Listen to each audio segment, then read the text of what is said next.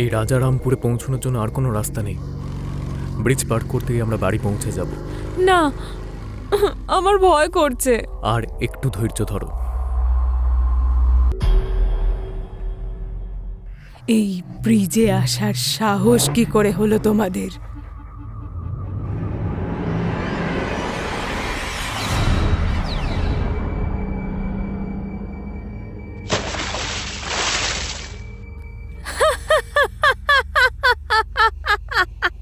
রাজারামপুর শহরের থেকে একটু দূরে ছিল, জঙ্গলের রাস্তা। গ্রামে পৌঁছানোর জন্য নদী পার করতে হতো। এই জন্য অনেক টাকা খরচা করে পাথরের ব্রিজ বানানো হয়েছিল। অনেক কষ্ট করে ব্রিজটা বানানো হয়েছিল, কিন্তু এই ব্রিজ কেউই ইউজ করতে পারত না। এই ব্রিজের ওপর বসে থাকতো একটা শাঁকচুন্নি। সেই ব্রিজ কাউকে ইউজ করতে দিত না। গ্রামে ব্রিজের সামনেই একটা বড় প্রাসাদ ছিল। এটা হলো গ্রাম প্রধান রামচরণ মুখার্জির বাড়ি।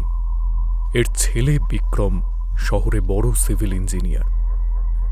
ওর বিয়ে 2 বছর আগে রাধিকার সাথে হয়েছিল, কিন্তু 2 বছর বাদে প্রথমবার সে তার স্ত্রী রাধিকাকে নিয়ে রাজারামপুরে এসেছিল। নদীতে আসার জন্য নৌকোতেই আসতে হতো। ব্রিজ থাকা সত্ত্বেও নদী দিয়ে কেন আসতে হবে, এই কথাটা রাধিকার মনে সন্দেহ তৈরি করল। আর তখনই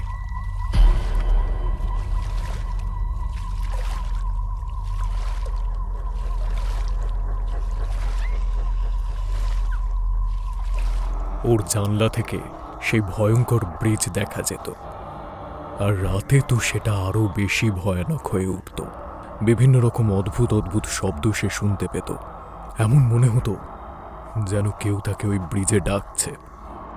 একদিন রাতে রাধিকা ঘুমের ঘোরে ব্রিজের দিকে চলতে শুরু করল। ও নিজের মধ্যে ছিল না। ও এটা জানতই না যে ও কোথায় যাচ্ছে। ওর খালি এটা মনে হচ্ছিল যেন ওকে কেউ ডাকছে। ও ধীরে ধীরে ব্রিজের দিকে এগিয়ে যেতে শুরু করল। যেই ও ব্রিজের দিকে এলো, তখনই সেই শাঁকচুন্নির ছায়া সে দেখতে পাচ্ছিল। যেই ছায়া ওকে ব্রিজের দিকে টেনে এনেছে।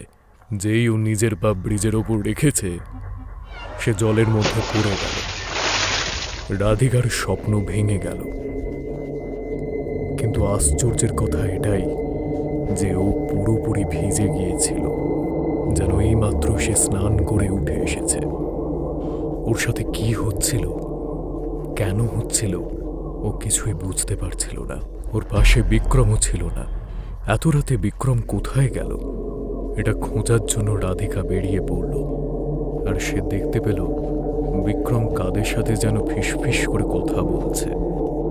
যেই বিক্রম বুঝতে পারল রাধিকা এসেছে, ও ভয় পেয়ে কথা বলা বন্ধ করে দিল। আরে রাধিকা, তুমি এখনো ঘুমোওনি? আর এতটা ভিজে গেলে কি করে? বিক্রান্ত, তুমি এখন এখানে কার সঙ্গে কথা বলছো? না, কারোর সাথে না, চলো ঘুমোতে যাই। বিক্রম রাধিকাকে নিয়ে আবার ঘরে শুতে চলে গেল। দুজনে ঘুমিয়ে পড়ল। রাধিকার ঘুমোতেও ভয় লাগছিল। ওর মনে হচ্ছিল আবার সেই দুঃস্বপ্ন না আসে। ঘুম না আসায় রাধিকা জানলা দিয়ে ব্রিজের দিকে দেখছিল। তখনই ওর মনে হলো 4টে লোকের ছায়া যেন ব্রিজের ওপর দিয়ে হেঁটে যাচ্ছে। রাধিকা ভয় পেয়ে গেল। রাধিকা বিক্রমকে ডাকতে যাচ্ছিল, কিন্তু বিক্রম গভীর ঘুমে আচ্ছন্ন ছিল। রাধিকা ভয়ে ভয়ে ওদের পেছনে যাওয়ার জন্য উদ্যত হলো। ও নিঃশব্দে ঘর থেকে বাইরে বেরিয়ে এলো আর ব্রিজের দিকে এগোতে লাগলো। ও হঠাৎ একটা আওয়াজ শুনতে পেল। জোরে জোরে হাসির আওয়াজ তার কানে আসতে লাগলো। এটা ওই শাঁকচুন্নির হাসি। ওই হাসি আস্তে আস্তে মিলিয়ে গেল, কিন্তু ওই 4 লোকের গলা সে শুনতে পাচ্ছিল। আমাদের বাঁচাও, আমাদের বাঁচাও! এটাই মনে হচ্ছিল কেউ যেন তাদের ওপর অত্যাচার করছে। রাধিকা সেই আওয়াজের পেছন পেছন যেতে যেতে ব্রিজ পর্যন্ত পৌঁছে গিয়েছিল। আর তখনই একটার পর একটা কাটা মুন্ডু ওর দিকে এগিয়ে আসতে লাগছিল। আর ও যখন একটু মনোযোগ সহকারে দেখল, তখন বুঝতে পারল এগুলো আর কারোর নয়, সেই 4টে লোকের মাথা। প্রত্যেকটা কাটা মুন্ডু দেখে রাধিকা ভয় আঁতকে উঠল। এই 4টে কাটা মুন্ডু ওই সমস্ত লোকেদের যাদের সাথে বিক্রম কথা বলছিল। আর ঠিক তখনই সেই শাঁকচুন্নির আওয়াজ ভেসে এলো। এই 4 জনকে এই ব্রিজটা ভাঙার জন্য তোমার বর পাঠিয়েছিল, কিন্তু ওদের সবার মাথা আমি টুকরো টুকরো করে দিয়েছি। এমন চেষ্টা আর দ্বিতীয়বার করলে তার ফল ভালো হবে না। রাধিকা এটা দেখে মাথা ঘুরে পড়ে গেল। আর পড়ার সময় ওর মনে হলো ওকে যেন কেউ ধরে নিয়েছে। রাধিকা যখন সকালবেলা চোখ খুলল, তখন দেখল ও নিজের ঘরেই রয়েছে। বিক্রম ওর পাশেই চিন্তিত মুখে বসেছিল। ওই সেই রাতে রাধিকাকে ধরে নিয়েছিল। কিন্তু ও ওখানে কি করে পৌঁছলো? ওই ব্রিজটা ভাঙার জন্য 4 জন লোককে ও কেন পাঠিয়েছিল? এই ধরনের অনেক প্রশ্ন ওর মনে এসছিল। যখন রাধিকা ভাবল বিক্রমকে এগুলো জিজ্ঞেস করবে, তখন বিক্রম কোনো জবাব দেওয়ার পরিস্থিতিতে ছিল না। ও শুধু বলল, আমরা যত তাড়াতাড়ি সম্ভব শহরে ফিরে যাব। এই গ্রামে থাকা আমাদের পক্ষে বিপজ্জনক। ও শুধু এইটুকুই বলে প্যাকিং করতে চলে গেল।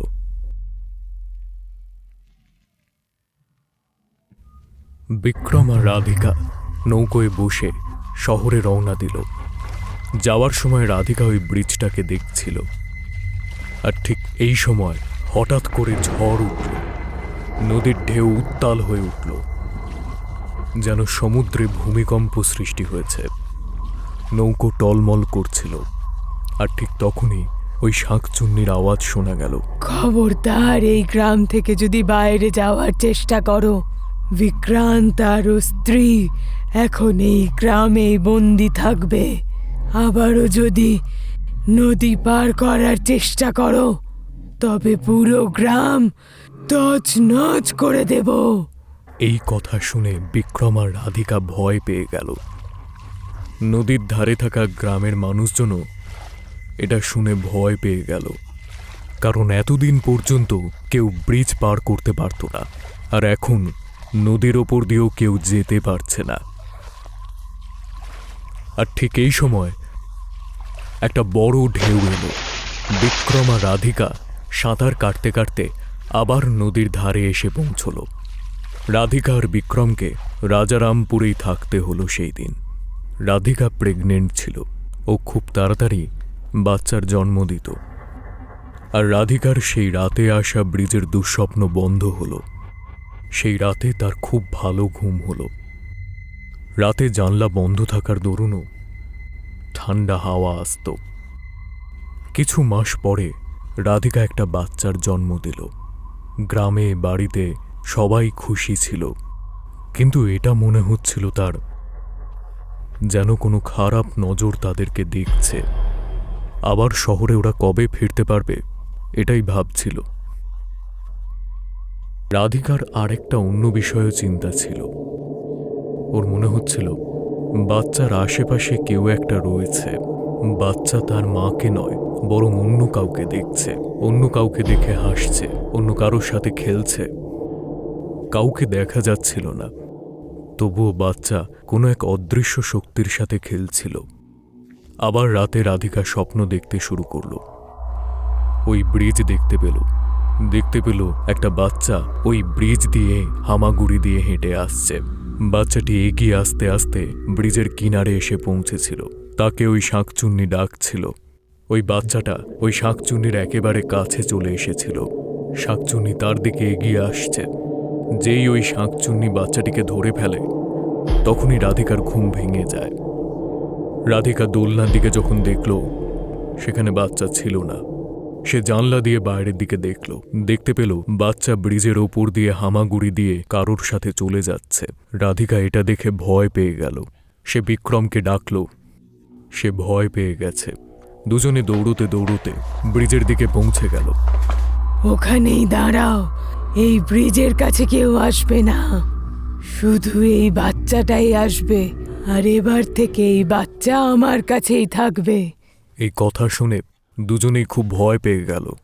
রাধিকা কাঁদতে শুরু করল, হাত জোর করে নিজের বাচ্চাকে ভিক্ষা চাইতে লাগল। ধীরে ধীরে পুরো গ্রাম ব্রিজের দিকে এগিয়ে এলো।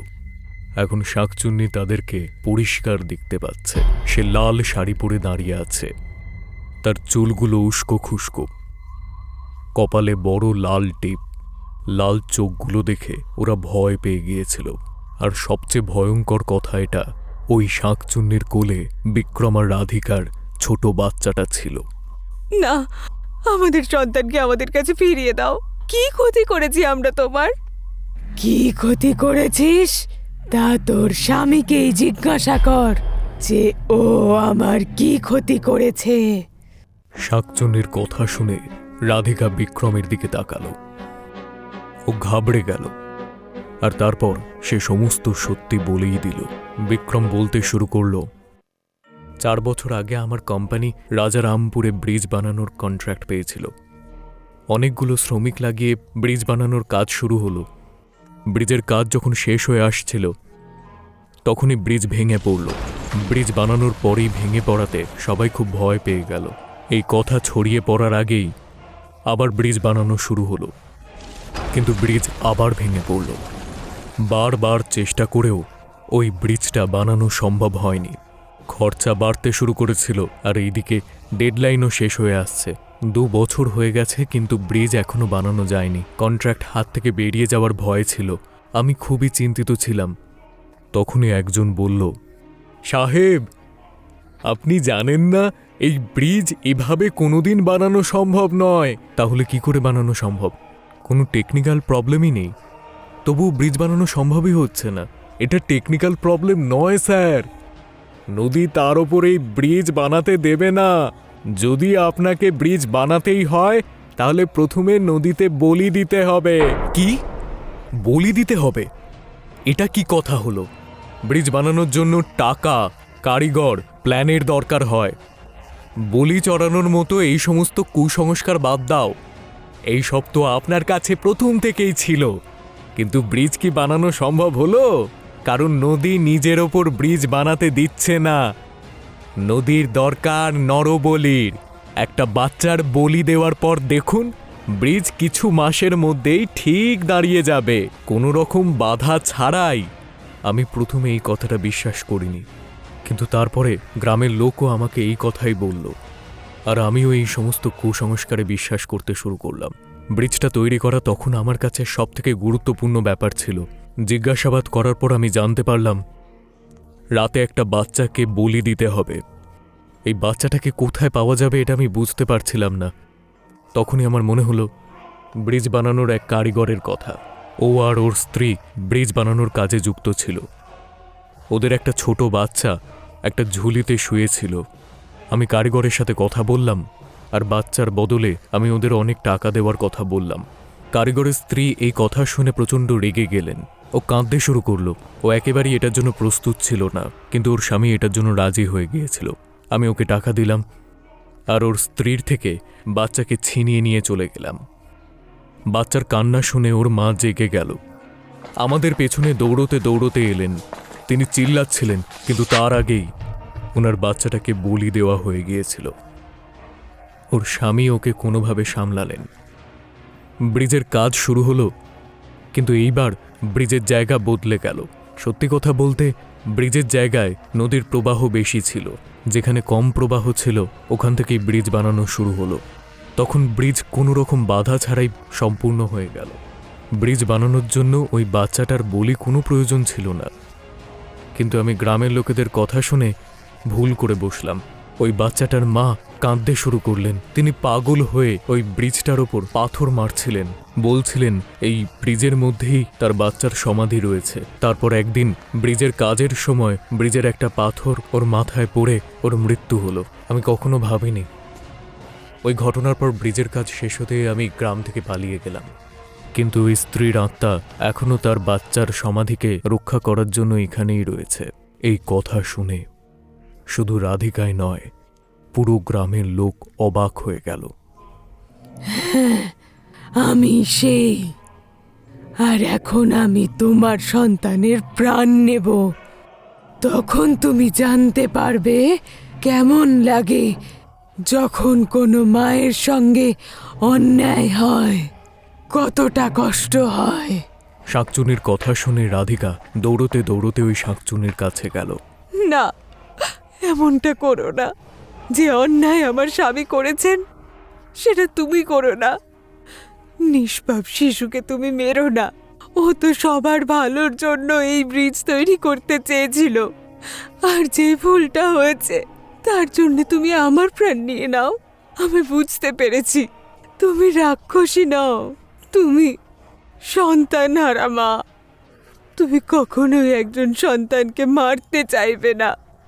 আমি কথা দিচ্ছি, এই ব্রিজ তোমার সন্তানের সমাধি রূপেই থাকবে। এই ব্রিজ ব্যবহারকারীদের টোল ট্যাক্স দিতে হবে, আর সেই টাকা গরিব বাচ্চাদের সেবার কাজেই ব্যবহৃত হবে। আমি কথা দিচ্ছি। রাধিকার কথা শুনে ওয়েদার চেঞ্জ হয়ে গেল। শাকচুন্নি ওই বাচ্চাটা রাধিকার হাতে তুলে দিল। ওই দিনের পর ওই ব্রিজ লোকজন ইউজ করতে পারত। ওই দিনের পর কেউ ওই শাকচুন্নিকে দেখতে পায়নি।